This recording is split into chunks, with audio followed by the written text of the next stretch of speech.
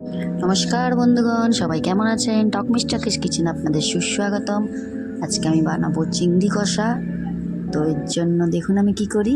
তো চিংড়িগুলোকে আমি ধুয়ে বেছে রেখেছি ভালো করে। আমি খুব অল্প পরিমাণে বানাচ্ছি, আপনারা আপনাদের পরিমাণ মতন বানাবেন।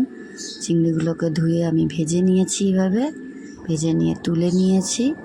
নেওয়ার পরে প্যানে তেল গরম করে একে একে মশলাগুলো দেবো। দেখুন, কালো জিরে ফোড়ন দিয়ে দিয়েছি আর পেঁয়াজ কুচি দিয়ে দিয়েছি। এটা কিন্তু খুব অল্প সময়ের রান্না, ভীষণ দারুণ খেতে।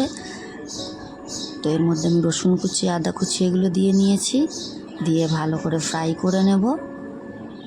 যারা খুব অল্প সময়ের মধ্যে রান্না করতে চাইছেন, একটু টেস্টি খাবার, তারা এরকম চিংড়ি কষা করে দেখতে পারেন, দারুণ খেতে লাগবে। এটা দিয়ে আপনারা পুরো ভাতটাই খেয়ে নিতে পারবেন। তো দেখুন, এবার আমি টমেটো কুচি দিয়ে নিয়েছি, একে একে মশলাগুলো দিয়ে নিচ্ছি। নুন, হলুদ, অল্প একটু জিরে গুঁড়ো, লঙ্কা গুঁড়ো, তো সব দিয়ে আমি ভালো করে মশলাটা কষে নেব। আমার ভিডিওগুলো যদি ভালো লাগে অবশ্যই লাইক কমেন্ট শেয়ার করে দেবেন এবং প্লিজ সাবস্ক্রাইব করে দেবেন। তো মশলাটা আমার কষা হয়ে গেছে। দেখুন, আমি একটু জল দিয়ে নিয়েছি অল্প করে, দিয়ে ভালো করে মশলাটা কষে নিয়েছি। নিয়ে এবার আমি চিংড়িগুলোকে তুলে দিচ্ছি, দিয়ে আমি এটাকে ভালো করে হতে দেব।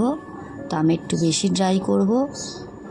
আমার যেহেতু ঝোলের প্রয়োজন নেই কাই, তো আপনাদের যেমন ঠিক কাই দরকার হলে একটু বেশি জল দেবেন, আর যদি না দরকার একটু বেশি শুকিয়ে নেবেন।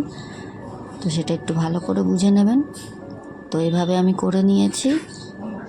দেখুন, খুব সুন্দর কিন্তু দেখতে লাগছে, খেতে কিন্তু অসাধারণ হয় এই রেসিপিটা।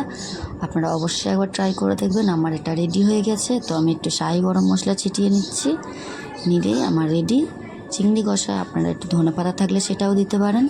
রেডি আমাদের চিংড়ি কষা।